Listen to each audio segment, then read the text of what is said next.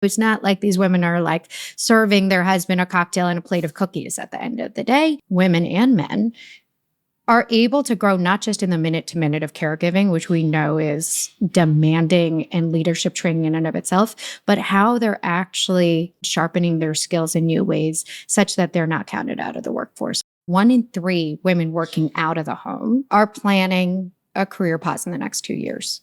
1 in 2 are planning a downshift of hours. Those 90% of women on pause aim to return. So the goal right now is to update the perception of the modern woman on pause, because she is really ever shifting and ever evolving on like a much more gray spectrum between work and family.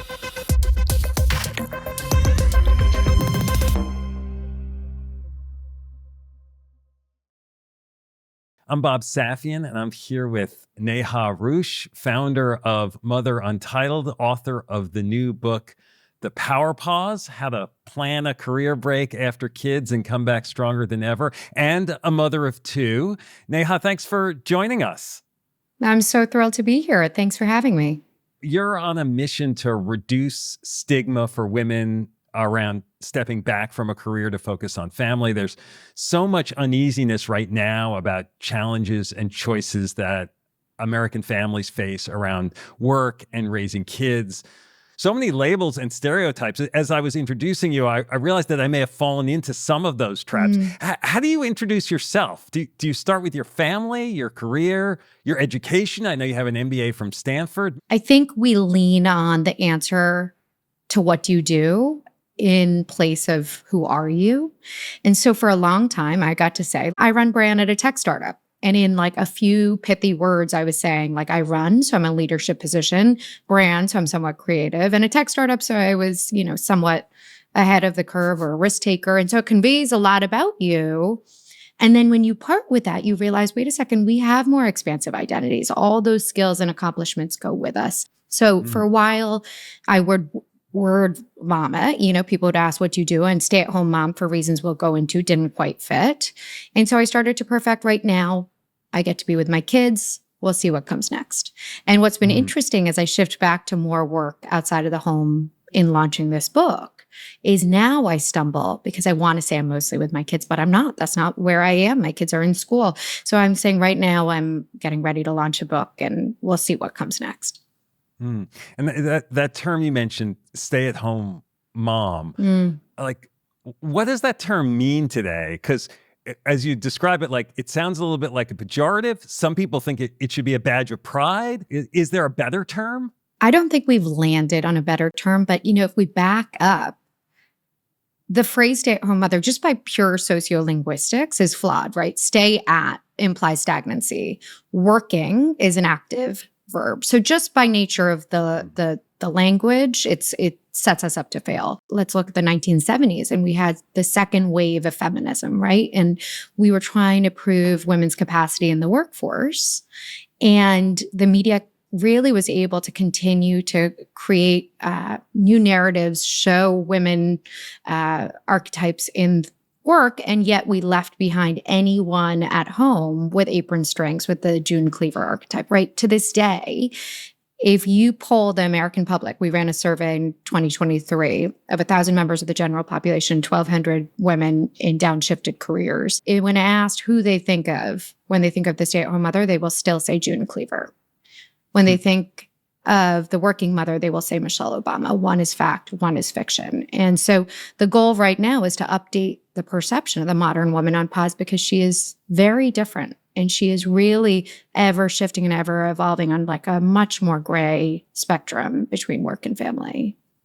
You coined this term, the power pause, the name of your book.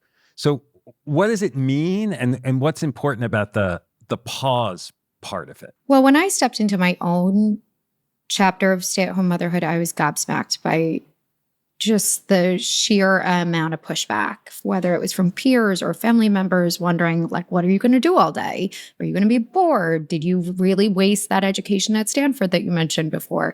And the reality was I was hearing from them that I was in some way giving up or being counted out.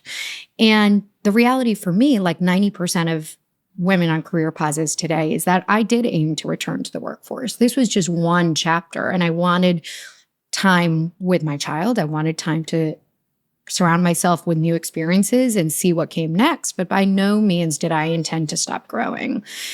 And the goal of the Power Pause is really to reframe the conversation as one chapter where you're shifting priorities, you're shifting your time away from paid work to focus on family life, focus on raising children, mental health, family health. And yet you're still holding room to move forward towards more authentic goals, expand your network in new ways, explore new ideas, and ultimately really reshape your perspective so that when and if you're entering the workforce again, you're bringing with you a whole new portfolio of experiences.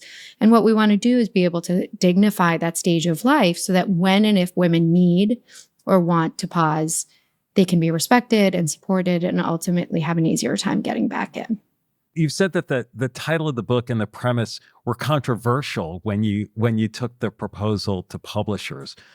What made it controversial? Because as you talk about it, it sounds quite logical.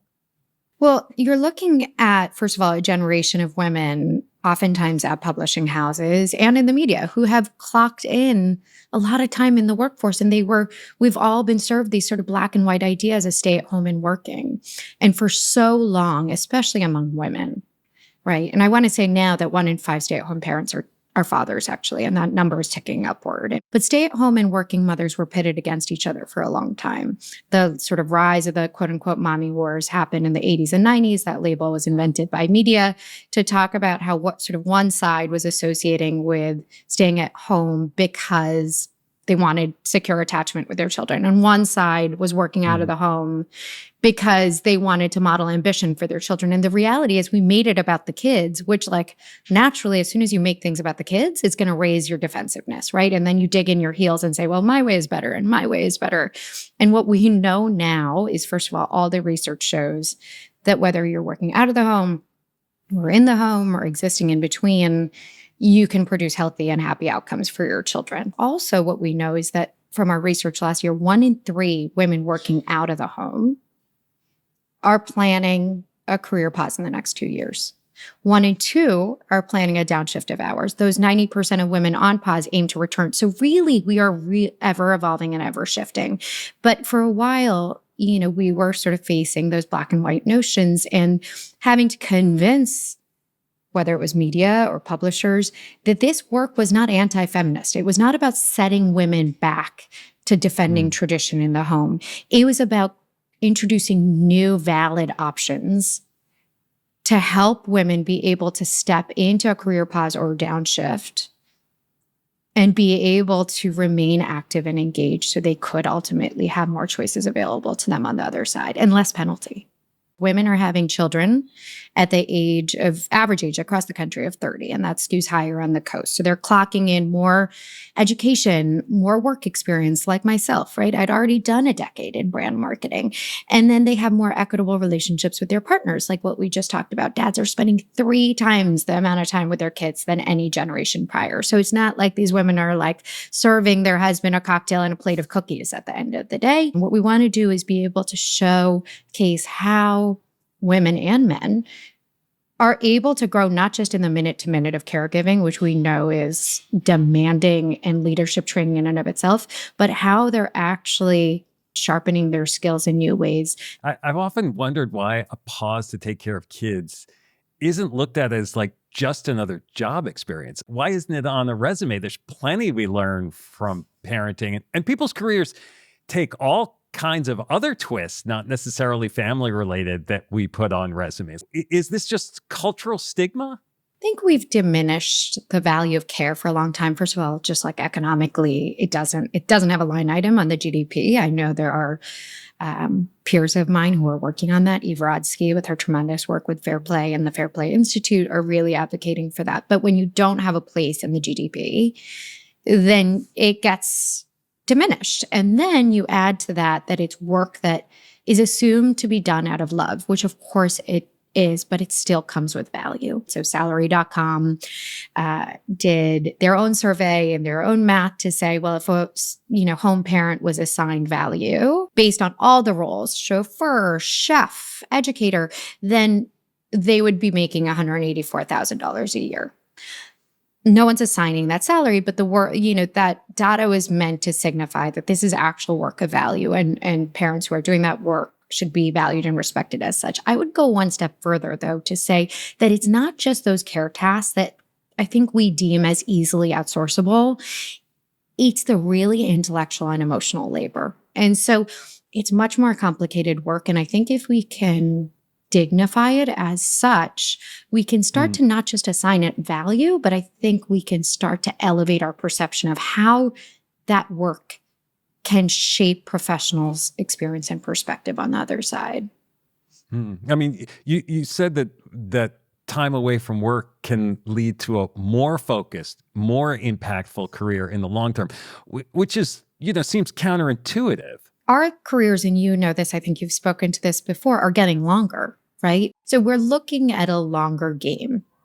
And pauses help make that a sustainable long game where you have to be able to reset your perspectives and bring in non-traditional experience so that you're rounding out that portfolio of work. And what we see women report on returning is that the number one thing they say that has changed is their perspective, their ability to understand their relationship to work, to be able to hold it with less urgency, but be more efficient and be able to manage their time and their priorities. And I think that that can be a real superpower. But I think beyond that, what we see is women report how it shapes their desire to do work of meaning. Time at home gives you a front row seat to the day-to-day issues that come up in your community. And a lot of women will change their positions and their industry upon return. And they may actually, and we see this in the data, value flexibility and more meaning, even over salary. Your work isn't just about families with means. This is a challenge for middle and working class families. Childcare is so expensive. It can eat up a full-time salary. After we had our second child, my wife's teacher salary barely covered, daycare, and she opted to take care of our own kids instead of, teaching someone else's kids. Do you have any advice on the financial decision to embrace a single income household? 1 in 3 women feel forced to pause their careers because of the cost of childcare. For so long, stay-at-home motherhood was conflated with luxury. And as luxury, we assume that it is not work worthy of support. And we don't pay attention to it in the really complicated conversation about how do we support caregivers. As partners shift to provide the unpaid work in the home, what we want to assume and really reiterate is that the partnership, in the case of a 2-parent household, now takes on this idea that it's an interdependent household. Because whether or not you are pausing your work because of financial considerations, a lot of women contend with this idea that they're giving up their financial independence.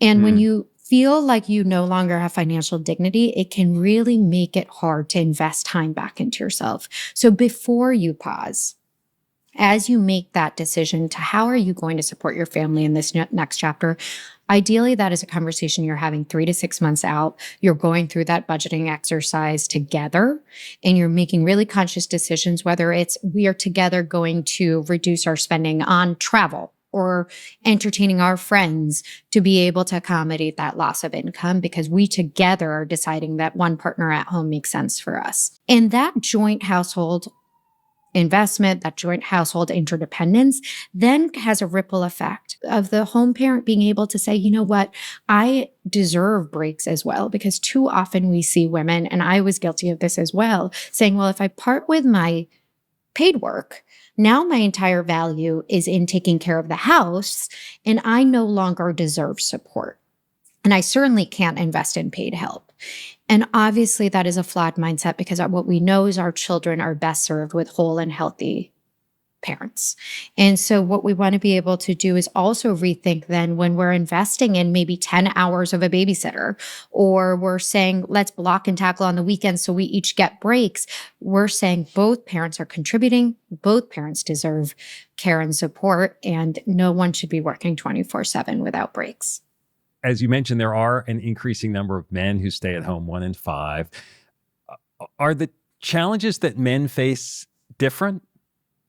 I think there is still a recalibration around ambition and success. There's still a roadmap we all need to be able to walk through those rooms with our head held high and be able to answer that question, what do you do? And rethink, well, if I'm not making income and I'm not getting promotions, how do I define success so that I feel like I'm not stuck and I'm moving forward towards goals that will orient me in the right direction, right? All of that holds true. I think what I've seen anecdotally is that men and women face different dynamics around societal expectations of what caregiving looks like. I had a brilliant writer write this for me, Tao Tai. She talked about her own experience where her husband stayed at home for 2 years and then she stayed at home for 2 years. And when she stepped into stay-at-home motherhood, she was so excited because her husband seemed like he had such a fun time. Except she was like worn to the bone because she was baking cookies, she was on the PTA, she was doing crafts, and she was totally run ragged.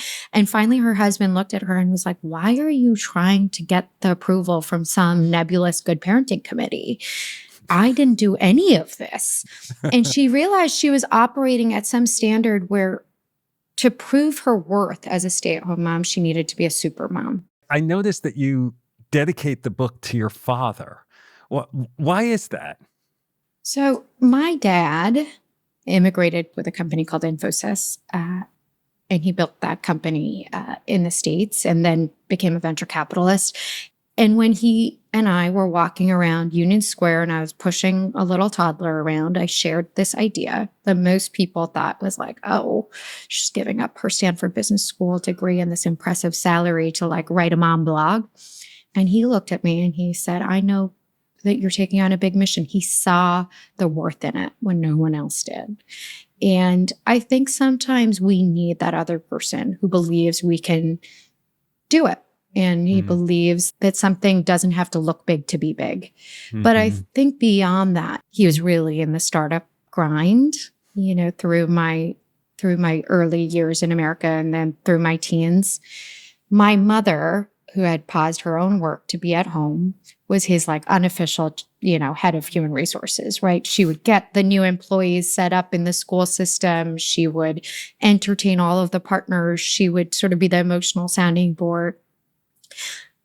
And I remember in my teens being so mad at my mom, as like teenage girls will be. And I was like, it's not even your, you know, she probably didn't give me money for an Abercrombie shirt. I have no idea. But, you know, I said something about it not being her money. And that day, I've never heard him really lose it on me, but he just turned around and he said, never say that again. It's more hers than it will ever be mine. She's done more to establish us in this country than the rest of us. And I think he really instilled that in me such that when I made the choice to pause, I was able to do it in a way that I was really secure in my contributions. You chose to take this pause and then you kind of took that personal experience and turned it into a career, right? Like talking about it on social media, gaining a following, writing a book.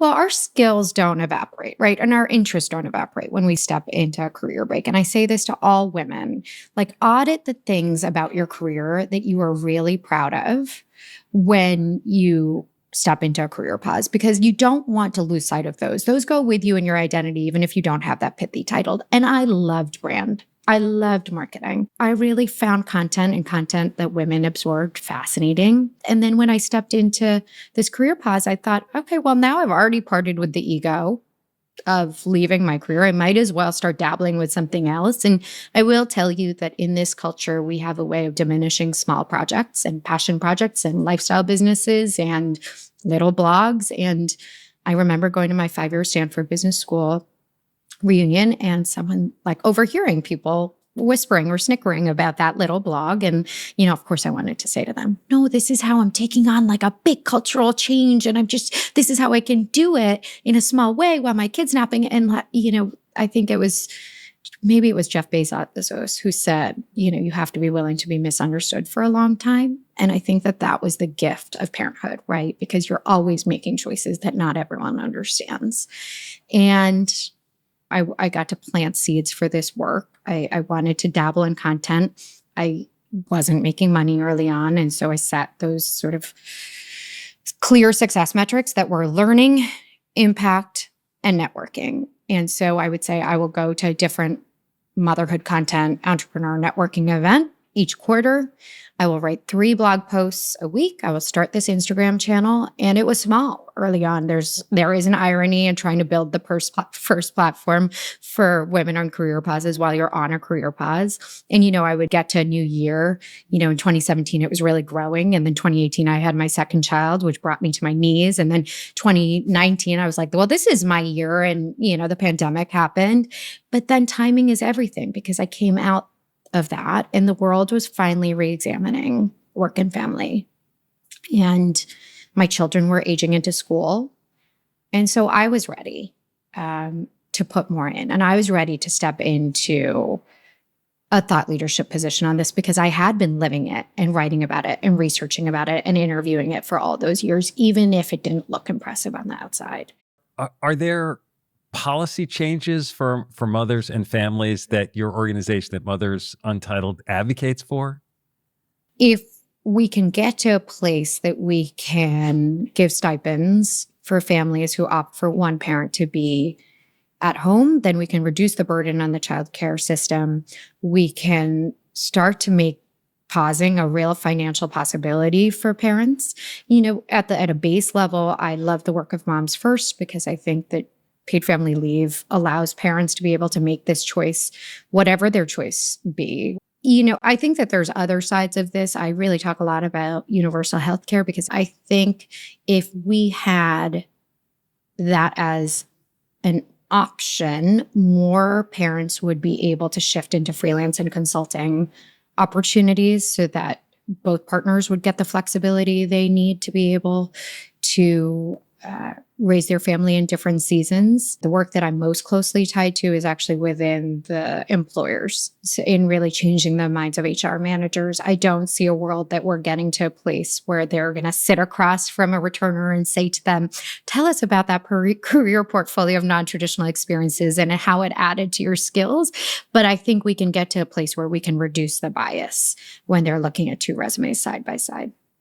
If an HR manager doesn't have this approach, should a returner, a great term, by the way, should a returner be bringing up themselves what they learned and grew for? Is there a mindset that parents who want to go back to work need to adopt? If a parent is looking to return, I highly suggest they start that process as soon as they feel that little nudge. If they can take some time to really crystallize what it is they want to do. We offer resources on site to be able to work with coaches or resume writers. But even before you do all of that, you can look at all those skills and accomplishments that we talked about auditing.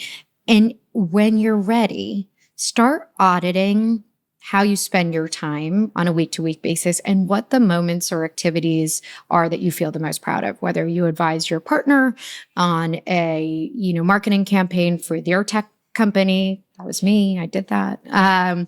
Whether it's volunteering for your school's family education forum, and whatever those activities are, start to be able to take stock of those, because those dots after a year start to connect backwards. I spoke to a woman who had coordinated a new bus route for her local school system, right? And what that revealed to her was that when she wrote down implemented highly complicated infrastructure update for local community, right? A, that sounds impressive under the bullet of career sabbatical for family life. And B, what it revealed to her was that she was really strong in project management. And that ended up being a talking point on her resume. So you don't have to go word vomit on them about how, you grew in terms of, personal growth and therapy, and you finally healed all your wounds around reactivity.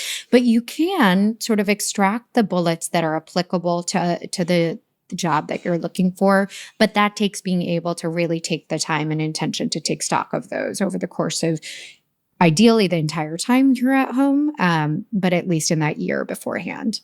This has been great. Is there anything that I didn't ask you about that I should have? I would just say, so often people feel like they're stuck or they're in one place and they're not moving forward. I think when you step into a career break, we can very easily feel like, well, our success metric is now how well our kids behave or, how well they do in school. And the reality is our job is to be present and do our very best to raise our children aligned with our values. But our success in this chapter is also our own. And part of the strategic roadmap that I share with the Power Pause is being able to set your own personal and professional goals that are authentic to you, right? And giving yourself those small metrics of success allow you to feel like you're moving forward in a way that will ultimately be the right direction and it's going to lead you to the next step where you're meant to be. Neha, this has been great. Thank you so much for spending the time with us. I really appreciate it.